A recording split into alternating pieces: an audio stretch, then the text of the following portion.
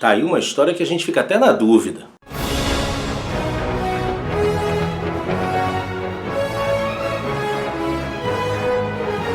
Olá!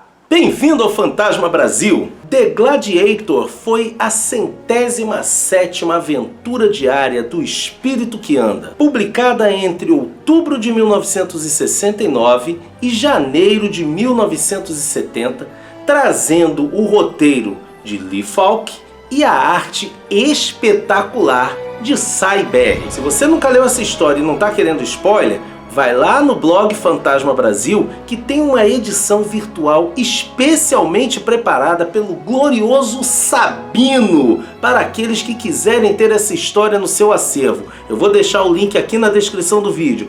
Vai lá, lê a história e depois volta. Após uma luta com criminosos, o fantasma está se sentindo exausto. Então ele encontra um lugar na floresta e deita para descansar. E enquanto ele está ali cochilando, ele tem sonhos com as suas batalhas antigas. Repentinamente o fantasma é acordado pelos gritos de uma moça que pede socorro. Essa moça conta ao fantasma que estava indo para a lua de mel junto com seu marido, quando foram abordados por uma coisa descomunal. Indo até o local que a moça indicou, o fantasma encontra lá o pobre marido dela, agora morto. Então ela conta que eles foram abordados por um ser parecido com um homem muito grande, que desafiou o marido dela para uma luta, dizendo: destrua ou seja destruído. Não querendo briga, seu marido atira sua lança contra aquele sujeito descomunal. Só que a lança, ao se chocar contra o peito do ser, acaba se partindo, e o fantasma inclusive encontra os pedaços da lança ali. E a pobre mulher viu seu marido entrando numa luta corporal contra aquele gigante, que ela mesma inclusive tentou bater nele e sentiu as mãos baterem como em algo feito de pedra. Investigando aquele local, o fantasma encontra pegadas muito profundas, como se algo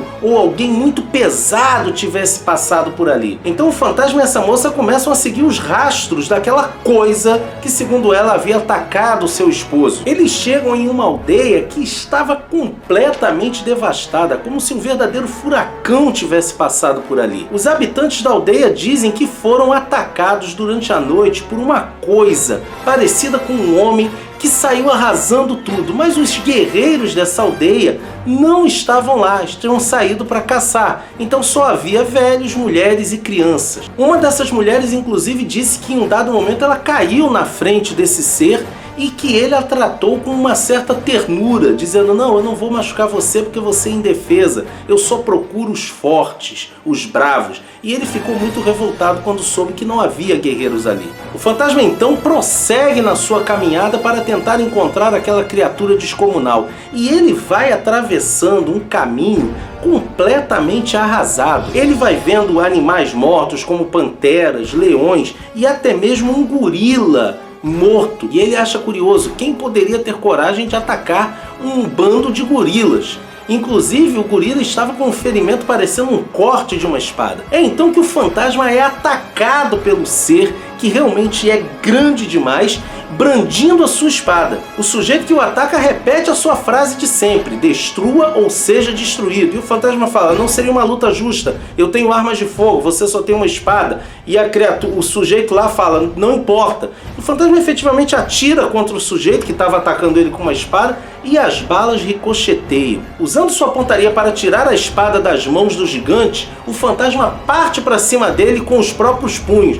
E ao socar o homem, ele sente como se estivesse batendo em algo feito de pedra, ao que o gigante afirma que é feito de pedra. A luta entre os dois vai se desenvolvendo com o fantasma tentando se esquivar dos golpes poderosos daquele homem grande, vestido à moda romana. É quando o fantasma percebe algo que ele não tinha reparado antes. Usando da sua agilidade, o fantasma dá a volta no homem e acerta-o bem no pescoço, pois ele reparou que a nuca do sujeito não parecia ser feita de pedra, mas sim de carne normal. E com alguns golpes ali, ele derruba o sujeito, que jaz por terra. É realmente um cara muito grande. Caído ao solo, o gigante começa a contar a sua história para o fantasma, dizendo: finalmente alguém me derrotou.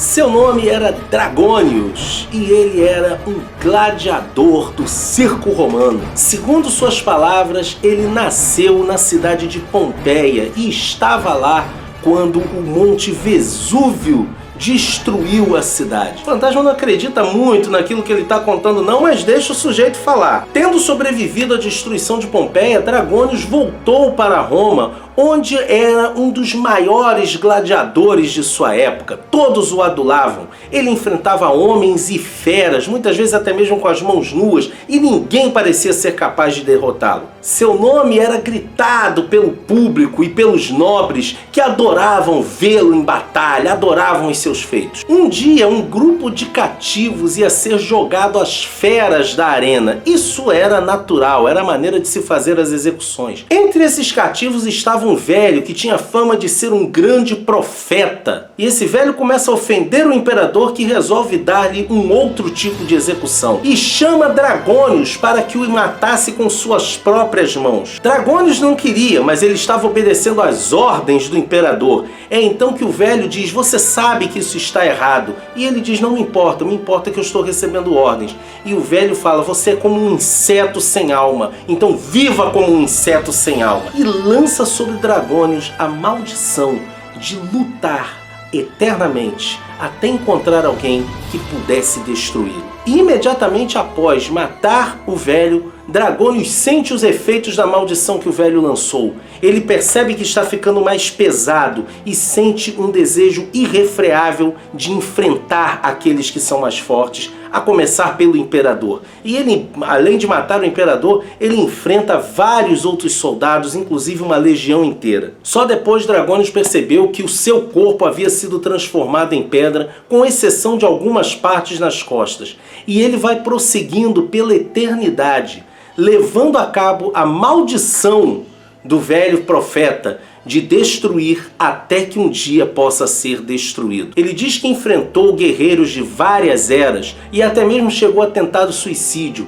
Uma vez ele inclusive tentou se lançar nas águas e ficou durante muito tempo submerso, mas ele não morreu afogado. E então ele diz que finalmente encontrou um guerreiro que conseguiu derrubá-lo, que é o fantasma, e pede a ele: me ajude a levantar para que eu possa morrer de pé, com a honra de um guerreiro. Quando o fantasma o está ajudando, Dragônios age traiçoeiramente e agarra o fantasma pelo pescoço e começa a esganá-lo, dizendo: não hoje e não por você. É então que o fantasma, usando de toda a sua força e agilidade, aplica um poderoso golpe de judô em Dragônios, que ao cair tem o seu pescoço quebrado. É então que ele diz: finalmente, obrigado, grande guerreiro, obrigado. E o fantasma vê que ali, morto, aquele corpo começa a envelhecer em fração de segundos, tornando-se um velho, virando um esqueleto e transformando-se em pó. Nisso, o fantasma acorda. O fantasma estava sonhando com tudo isso, mas ele começa a ter algumas dúvidas sobre se aquilo tudo havia sido real ou não, porque ele sente que a mão está dolorida das pancadas que ele deu em Dragônios. Ele se sente cansado pela batalha e ele começa a ter dúvidas. Nossa, mas como é que um sonho pode ter sido tão real? E ele começa a imaginar que talvez por ele ter ido dormir logo após uma luta, o subconsciente dele começou a criar aquelas imagens que ele viu no sonho. Até que ele chega ao local que é muito parecido com aquele onde ele encontrou o corpo morto do marido da moça que pediu-lhe ajuda, e eis que ele encontra uma pegada profunda. E a história termina com essa dúvida, afinal, foi sonho ou realidade? O que é muito bacana nessa história é que traz esse elemento meio que sobrenatural, né? Da maldição sobre um homem que nunca pode morrer, a não ser que seja destruído por alguém valoroso, mais forte, que não pode atacar os mais fracos. E isso coloca essa história também no território do fantástico. Tem um livro do Tsevan Todorov intitulado Introdução à Literatura Fantástica, em que ele fala sobre esse gênero literário.